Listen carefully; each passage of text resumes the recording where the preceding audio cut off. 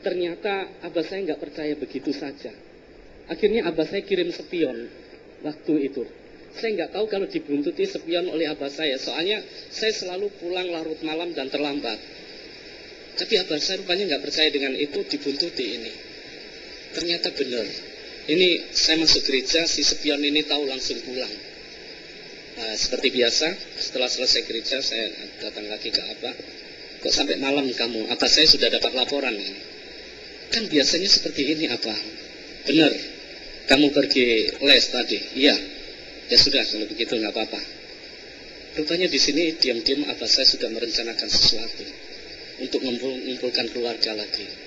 Minggunya lagi bukan spion yang dikirim, tapi abah saya sendiri. Nah itu. Begitu saya pergi keluar kota, abah saya rupanya pinjam mobil tetangga yang agak jauh. Bukan pakai mobil pribadi. Soalnya dia pasti tahu, nanti dia pikir begitu. Begitu saya dibuntuti dengan mobil, saya naik bus. Saudaraku yang kekasih, saya ditunggu di depan gereja. Waktu mobilnya taruh depan gereja. Begitu pulang gereja, langsung klakson dikencangkan. Berkata, cepat pulang. Abah pergi dulu deh, nanti saya nyusul. Saya berkata begitu. Wah, ini saya sudah tertangkap basah ini. Saya nggak bisa berdalih lagi. Saudara benar, rupanya keluarga di sana sudah kumpul semua. Sudah nggak ada ampun. Saya pikir, Tuhan, bolehkah saya masuk ini? Pasti saya akan mati ini Tuhan, saya sudah tertangkap basah. Tapi dalam hati saya berkata, jangan takut. Saya masuk. Satu surat lagi. Baca surat itu. Baca dengan jelas. Dia berkata, anak Muhammad Suwito yang aku banggakan. Sebenarnya kamu harus bisa melanjutkan karya dari keluarga.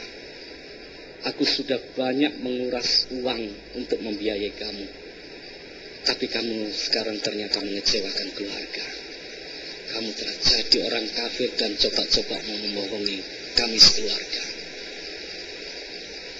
Terus saudaraku yang kekasih, jika kamu tetap berkeras, kamu saya coret dari keluarga Syekh Maulana Malik Ibrahim.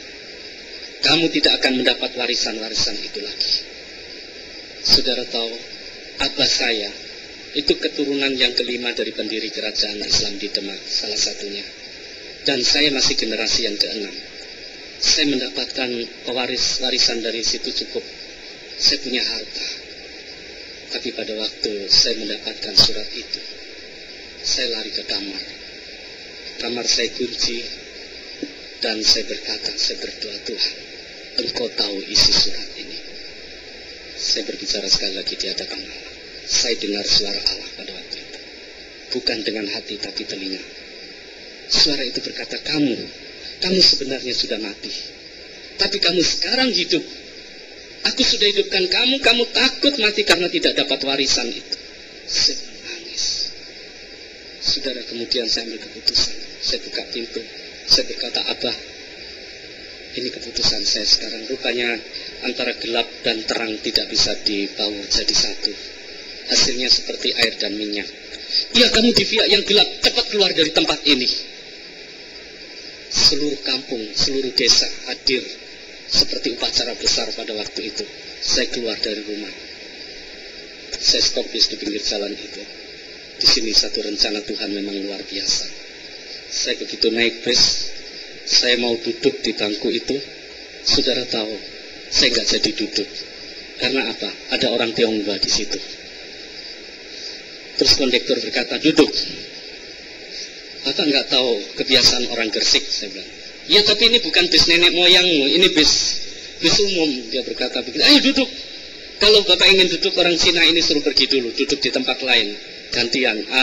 Tukar-tukaran tempat. Wah, saya diangkat saja terus langsung didudukan. Kamu tahu kalau ini sampai berdiri bisa ditangkap polisi. Nah. Terus duduk. Duduk ini saya sambil nangis. Karena saya kehilangan orang yang saya sayangi, keluarga ini. Abah dan umi saya, ibu saya. Pada waktu saya sedang merenung sambil menangis, tante ini berani menyerocos. Kamu nggak malu kamu dilihat orang banyak itu kok nangis, kenapa sih? Aduh. Urusan tante urusan sendiri, nggak usah ngurusi masalah. Saya mau jungkir balik, mau apa, diam. Saya bilang begitu, sudah. Saya jengkel. Saya sudah duduk di sini, kamu untung, saya bilang begitu. Makanya terus tante itu begini, enggak maksudnya tante ini baik, katanya gitu. Baik, iya mungkin bisa menolong adik, kenapa adik kok menangis? Enggak, saya enggak butuh pertolongan tante, pokoknya tante diam. Saya bilang, bagaimanapun diam, saya mau apa diam, enggak usah ngurusi saya. Tapi ngomong terus, saudara. Saya enggak tahu berani ini orang ini. Tapi ya memang sudah perhitungan dia, mungkin kalau saya marah kondektur pasti juga akan itu. Tapi terus dia ngomong terus. Terus akhirnya saya jadi setengah jengkel. Saya berkata, baiklah, kalau memang tante mau tahu urusan saya. Tante tadi tahu di sana tadi orang banyak tadi saya keluar dari rumah. Ya mungkin orang tua adik meninggal dia. Enggak. Loh, kenapa? Saya ini diusir dari rumah tadi itu. Kenapa kok diusir? Gara-gara saya jadi orang Kristen. Loh, adik yang namanya Muhammad Swito dia. Saya kaget, tante tahu dari mana nama saya itu?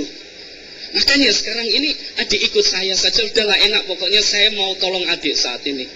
Ya Tuhan, tapi kenapa kok orang Cina Tuhan? Saya berkata begitu. Kok enggak orang lain? Saya masih alergi dengan Cina waktu itu. Waktu itu ya, bukan sekarang, waktu itu. Kok orang Cina? Saya berkata begitu. Terus saya diam aja, saudara. Dia ngomong apa saja, saya diam terus. Terus pokoknya enggak tante, tutup, enggak, saya enggak butuh pertolongan tante. Saya bilang begitu. Kemudian bis sampai di terminal Jembatan Merah. Turun. Tante ini masih sempat.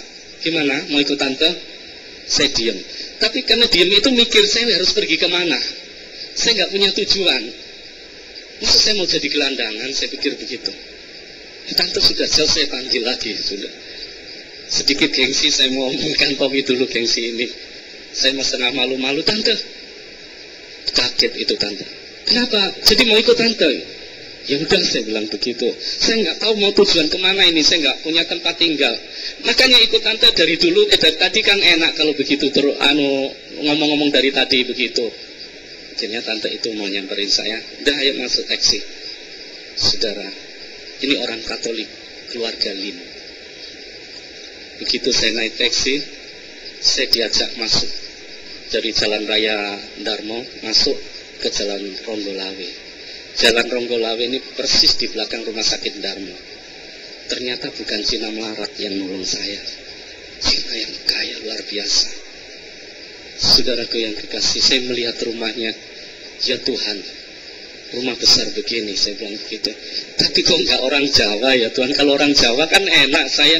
Kalau coba sekarang ini saya habis nganiaya orang Cina terus diterima orang Cina, gimana terusan saya?